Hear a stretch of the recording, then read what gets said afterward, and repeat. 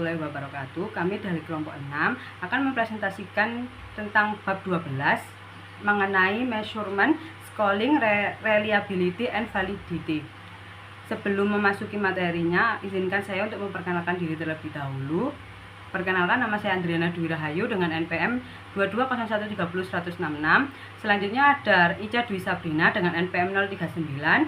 Selanjutnya ada Ramadhani Sandriku Senen dengan NPM 055 dan yang terakhir Nila Kamelia dengan NPM 060. Selanjutnya, sebelum memasuki materi intinya, izinkan saya untuk memberikan perkenalan terlebih dahulu. Yang pertama, di bab ini akan membahas 4 jenis skala yang berbeda, seperti skala nominal, ordinal, interval, dan rasio, dan menunjukkan bahwa analisis statistik yang dapat kita lakukan nanti dalam proses penelitian secara langsung terkait dengan jenis skala yang kita gunakan. Kita juga akan membahas tentang 2 kategori utama attitudinal scales, yaitu skala penilaian dan pemeringkatan.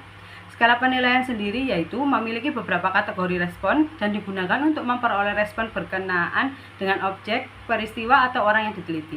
Selanjutnya yaitu skala pemeringkatan. Skala pemeringkatan membuat perbandingan antara atau di antara objek, peristiwa, atau orang dan memperoleh pilihan yang disukai dan pemeringkatan di antara mereka. Selanjutnya masuk kepada 4 jenis skala. Sebelum masuk ke jenis-jenisnya, skala sendiri yaitu alat atau mekanisme yang digunakan untuk membedakan individu berdasarkan perbedaan mereka satu sama lain pada variabel yang menjadi perhatian penelitian. Yang pertama ada skala nominal. Skala yang memungkinkan peneliti untuk menempatkan subjek ke dalam kategori atau kelompok tertentu. Contohnya, berkenaan dengan variabel jenis kelamin, responden dapat dikelompokkan ke dalam 2 kategori, yaitu laki-laki dan perempuan. Nah, dari kedua kelompok ini itu dapat diberi dengan kode nomor 1 dan 2. Selanjutnya yaitu skala ordinal. Digunakan untuk variabel apapun yang kategorinya harus diurutkan menurut preferensi tertentu. Preferensi akan diurutkan misalnya dari yang terbaik hingga terburuk atau pertama hingga terakhir dan diberi nomor 1, 2, dan seterusnya. Skala ordinal ini tuh lebih dari sekedar membedakan kategori, tetapi juga memberikan informasi tentang bagaimana responden membedakannya dengan mengurutkan berdasarkan peringkatnya. Selanjutnya yaitu ada skala interval. Skala interval sendiri itu merupakan jarak yang sama secara numerik pada skala tersebut, mewakili nilai yang sama dalam karakteristik yang diukur. Di dalam skala interval ini tuh bisa dibagi menjadi 4. Yang pertama yaitu sangat tidak setuju, yang kedua tidak setuju, yang ketiga setuju, dan yang keempat sangat setuju. Selanjutnya yaitu ada skala rasio. Skala rasio ini tidak hanya mengukur besarnya perbedaan antara titik-titik pada skala, tetapi juga memanfaatkan proporsi dalam perbedaan. Selanjutnya kita akan mereview dari 4 tipe skala yang telah dijelaskan oleh rekan saya sebelumnya. Jadi terdapat 4 tipe skala, skala nominal dan juga skala ordinal ini termasuk dalam data kategori. Sedangkan skala interval dan juga skala rasio ini termasuk dalam data numerik. Nah, skala nominal ini merupakan kategori yang tidak ada tingkatan atau urutannya. Jadi informasi yang diberikan ini terbatas pada jumlah atau frekuensi masing-masing kategori. Contohnya ada warna, jenis kelamin, dan juga agama. Kemudian skala ordinal ini merupakan kategori yang terdapat tingkatan atau urutannya, seperti tingkat pendidikan.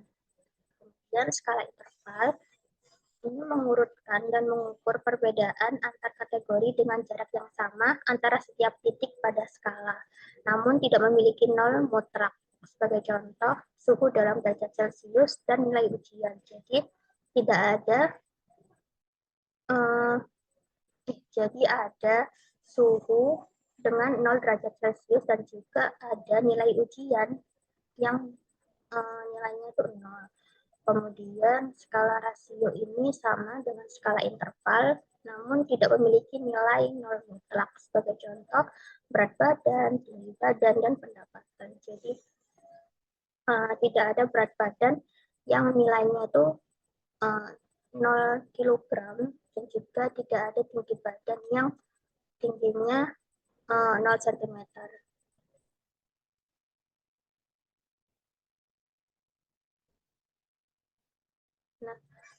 Selanjutnya kita akan membahas mengenai skala penilaian. Jadi sebelumnya teknik skala ini diklasifikasikan menjadi dua. Yang pertama yaitu skala penilaian dan yang kedua yaitu skala peringkat. Skala penilaian sendiri ini menilai setiap objek secara independen. Sedangkan skala peringkat itu membandingkan objek dan mengurutkan berdasarkan preferensi atau kriteria tertentu. Nah, pada pembahasan kali ini kita akan membahas mengenai skala penilaian. Untuk skala peringkat akan dijelaskan oleh rekan saya selanjutnya. Di sini terdapat 9 jenis dari skala penilaian. Untuk yang pertama yaitu dikotomus scale atau skala dikotomis. Ini digunakan untuk mendapatkan jawaban ya atau tidak. Jadi perlu dicatat bahwa skala nominal digunakan untuk mendapatkan respon tersebut. Kemudian yang kedua yaitu kategori scale atau skala kategori. Jadi skala kategori ini menggunakan beberapa item untuk mendapatkan satu respon. Ini juga menggunakan skala nominal. Kemudian yang ketiga yaitu semantic differential scale atau skala diferensial semantik menggunakan atribut bipolar seperti baik buruk, kuat lemah, di mana responden menunjukkan sikap mereka terhadap suatu individu, objek, atau peristiwa. Nah, skala ini biasanya bersifat ordinal, namun sering diperlakukan sebagai skala interval untuk memetakan persepsi dari responden. Kemudian yang keempat yaitu numerical scale. Ini hampir sama dengan semantic differential scale, menggunakan atribut bipolar, namun yang membedakan yaitu terdapat angka pada skala 5 poin atau 7 poin. Nah, skala ini juga sering diperlakukan sebagai skala interval meskipun secara formal bersifat ordinal.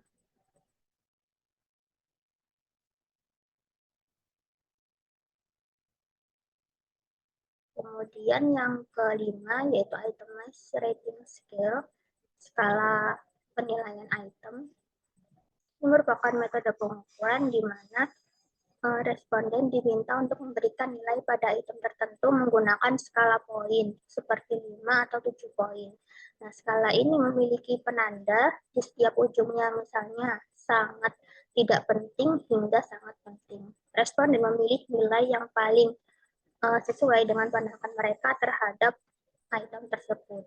Skala ini bersifat fleksibel karena peneliti dapat menyesuaikan jumlah poin dan penanda sesuai kebutuhan.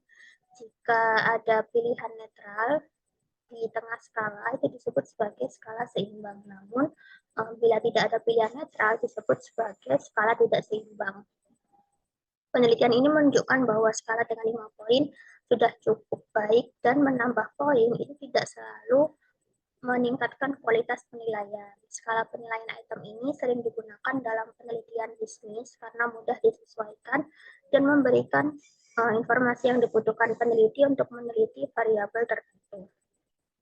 Untuk yang keenam yaitu Likert scale atau skala Likert. Ini digunakan untuk mengukur tingkat persetujuan atau ketidaksetujuan subjek terhadap pernyataan pada skala 5 poin.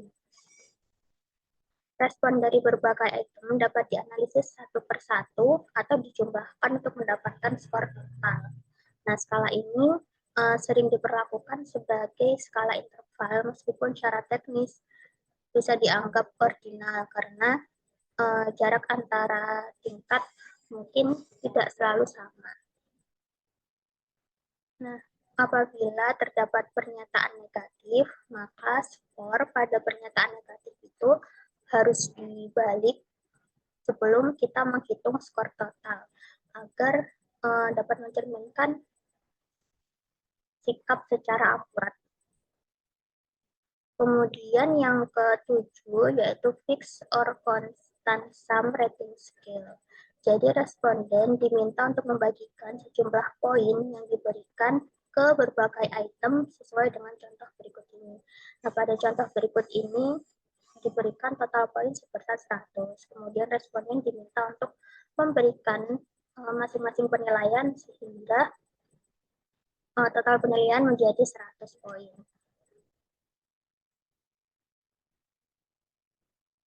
Kemudian yang ke-8 yaitu staple scale.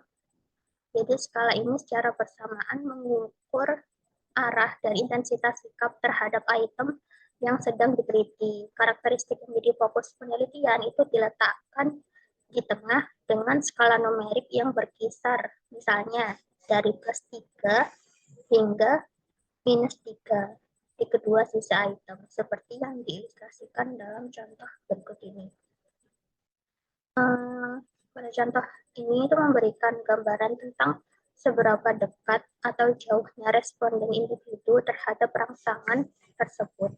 Karena skala ini tidak memiliki nilai nol mutlak, maka dapat disebut sebagai skala interval. Untuk skala penilaian terakhir yaitu graphic rating scale. Jadi representasi grafis itu dapat membantu responden untuk menunjukkan jawaban mereka terhadap suatu pertanyaan dengan menandai pada titik yang sesuai di garis seperti dalam contoh berikut.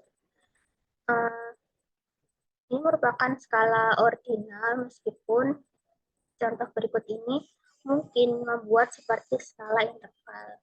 Jadi skala ini mudah digunakan. Kemudian deskripsi singkat pada titik-titik skala dimaksudkan sebagai panduan dalam menentukan penilaian, bukan sebagai kategori diskret. Jadi pada bab 9 kemarin itu kan terdapat skala wajah yang menggambarkan wajah mulai dari tersenyum hingga sedih. Nah, itu merupakan dapat disebut sebagai skala grafis juga karena penilaian grafis yang digunakan untuk memperoleh respon mengenai perasaan orang terhadap beberapa aspek. Misalnya bagaimana perasaan mereka terhadap pekerjaan mereka. Untuk selanjutnya akan dijelaskan oleh rekan saya.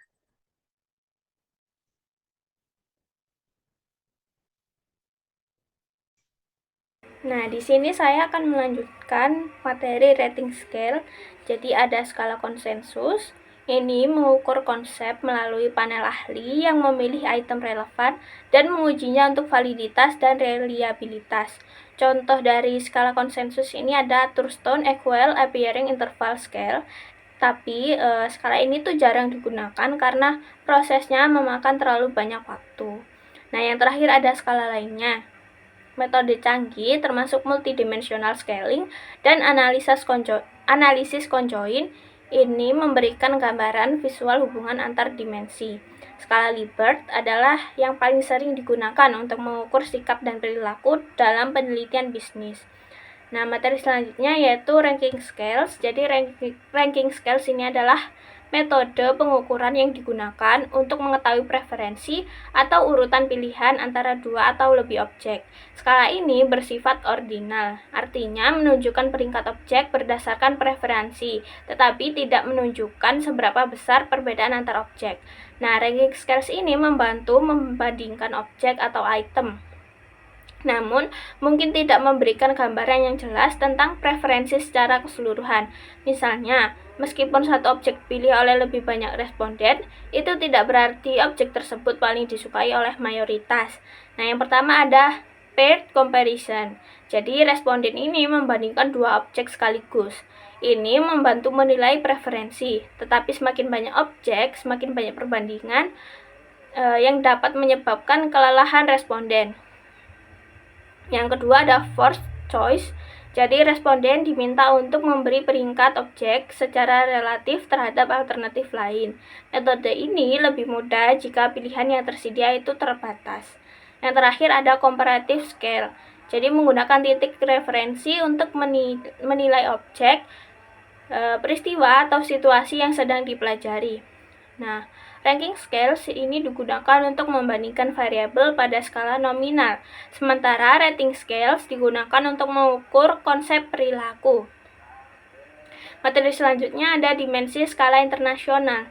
Jadi penelitian lintas budaya harus mempertimbangkan perbedaan dalam penggunaan skala penilaian. Budaya yang berbeda mungkin bereaksi berbeda terhadap skala 5 atau 7. Di Amerika Serikat, perbedaan antara skala 5 dan 7 poin mungkin tidak signifikan, tetapi di negara lain perbedaan ini bisa mempengaruhi hasil.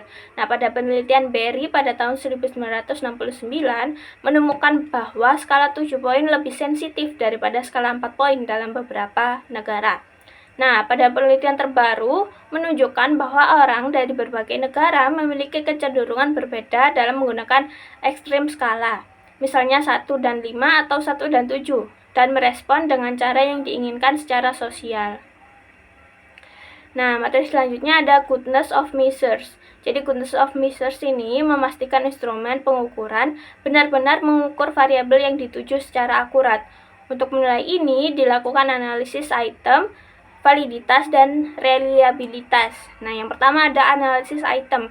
Ini mengevaluasi apakah item pada instrumen dapat membedakan kelompok dengan skor tinggi dan rendah.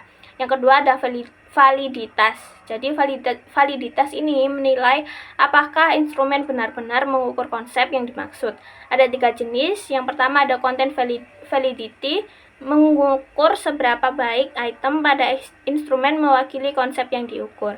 Yang kedua ada criterion related validity. Nah, ini menilai apakah instrumen membedakan individu secara kriteria yang diharapkan. Melalui concurrent validity, skor berbeda sesuai perbedaan, dan predictive validity, membedakan individu berdasarkan kriteria masa depan. Selanjutnya, untuk validitas yang ketiga adalah validitas konstruksi. Validitas konstruksi menunjukkan seberapa baik hasil yang diperoleh dari penggunaan alat ukur tersebut sesuai dengan teori yang menjadi dasar perancangan alat ukur tersebut. Dengan kata lain, validitas konstruksi menilai apakah suatu tes atau instrumen pengukuran mencerminkan konsep abstrak yang hendak diukur secara tepat dan menyeluruh. Hal ini dinilai melalui validitas konvergen dan diskriminan. Yang pertama yaitu jenis dari validitas konstruksi. Validitas konvergen menunjukkan apakah suatu tes yang dirancang untuk mengukur suatu konstruk tertentu berkorelasi dengan tes lain yang menilai konstruk yang sama atau serupa. Lalu jenis dari validitas konstruksi yang kedua adalah validitas diskriminan, yaitu terbentuk ketika berdasarkan teori dua variabel diprediksi tidak berkorelasi dan skor yang diperoleh dengan mengukurnya memang secara empiris terbukti demikian, atau apakah dua tes yang seharusnya tidak terlalu terkait satu sama lain memang tidak. Lalu selanjutnya adalah keandalan atau reliabilitas, yaitu sejauh mana alat ukur tersebut bebas dari bias atau kesalahan, sehingga memastikan bahwa pengukuran yang dilakukan konsisten dari waktu ke waktu dan antar item yang ada dalam instrumen. Dengan kata lain, reliabilitas menunjukkan kestabilan dan konsistensi alat ukur dalam mengukur konsep tertentu, yang membantu menilai seberapa baik atau berkualitas alat ukur tersebut. Nah, dari pengertian tersebut, jadi didapatkan dua hal yang berkaitan dengan reliabilitas, yaitu stabilitas ukuran dan juga konsistensi internal dari pengukuran. Mengenai stabilitas ukuran, yaitu merupakan kemampuan suatu alat ukur untuk tetap konsisten dari waktu ke waktu, meskipun terdapat kondisi pengujian yang tidak terkontrol atau perubahan keadaan pada responden. Dua pengujian stabilitas adalah reliabilitas uji ulang dan reliabilitas bentuk paralel. Pada pengujian ulang, yaitu menguji konsistensi hasil dengan mengulangi pengukuran dalam jangka waktu tertentu. Sedangkan dalam reliabilitas bentuk paralel, yaitu menguji konsistensi hasil dengan menggunakan dua versi instrumen yang berbeda, tetapi mengukur konsep yang sama. Lalu, aspek kedua dari reliabilitas adalah konsistensi internal dari pengukuran. Konsistensi internal dari pengukuran yaitu menunjukkan keseragaman atau kesamaan item-item yang digunakan untuk mengukur suatu konstruk. Dengan kata lain, item-item dalam alat ukur tersebut harus saling berhubungan dan mampu secara mandiri mengukur konsep yang sama sehingga responden memberikan makna yang sama pada setiap item. Konsistensi sendiri dapat diperiksa melalui dua dua hal, yaitu reliabilitas konsistensi antar item yang menguji konsistensi jawaban responden terhadap semua item dalam suatu pengukuran. Jika item-item tersebut benar-benar mengukur konsep yang sama, maka mereka akan berkorelasi satu sama lain. Atau menggunakan reliabilitas split half, yaitu mengukur korelasi antara dua bagian dari alat ukur, di mana ini mencerminkan konsistensi hasil ketika item dibagi menjadi dua kelompok. Selanjutnya adalah skala pengukuran reflektif yang dibandingkan dengan skala pengukuran formatif. Jadi, pada skala reflektif, semua item diharapkan berkorelasi karena mereka mengukur konsep yang sama. Setiap item dianggap memiliki dasar yang sama, yaitu konstruk yang diukur. Nah, jika nilai konstruk meningkat, maka nilai dari setiap item yang mewakili konstruk tersebut juga akan meningkat. Contohnya, ketika mengukur kepuasan pelanggan terhadap sebuah layanan, kita dapat menggunakan beberapa item yang semuanya mengukur aspek yang sama dari kepuasan tersebut, seperti kepuasan dalam kualitas produk, pelayanan pelanggan, kecepatan layanan, dan secara keseluruhan. Dalam skala reflektif ini, semua item diharapkan berkorelasi satu sama lain karena mereka mengukur aspek yang sama, yaitu kepuasan pelanggan. Jika kepuasan pelanggan meningkat, maka skor pada semua item tersebut juga akan meningkat. Lalu, pada skala formatif, yaitu digunakan ketika konstruk dianggap sebagai kombinasi dari berbagai indikator. Sebagai contoh, Job Description Index mengukur kepuasan kerja melalui 5 dimensi, yaitu jenis pekerjaan, peluang promosi, kepuasan terhadap supervisi, dan rekan kerja, serta gaji. Nah, item-item dalam satu dimensi dapat saling berkorelasi, tetapi item di dimensi lain tidak harus berkorelasi. Misalnya, gaji yang tinggi tidak selalu berhubungan dengan peluang promosi. Pada skala formatif, perubahan pada salah satu indikator akan mengubah skor keseluruhan konstruk. Meskipun indikator lainnya tidak berubah, dalam hal ini kepuasan kerja adalah gabungan dari nilai-nilai pada 5 dimensi yang berbeda. Sekian yang dapat kami sampaikan, kurang lebihnya mohon maaf. Wassalamualaikum warahmatullahi wabarakatuh.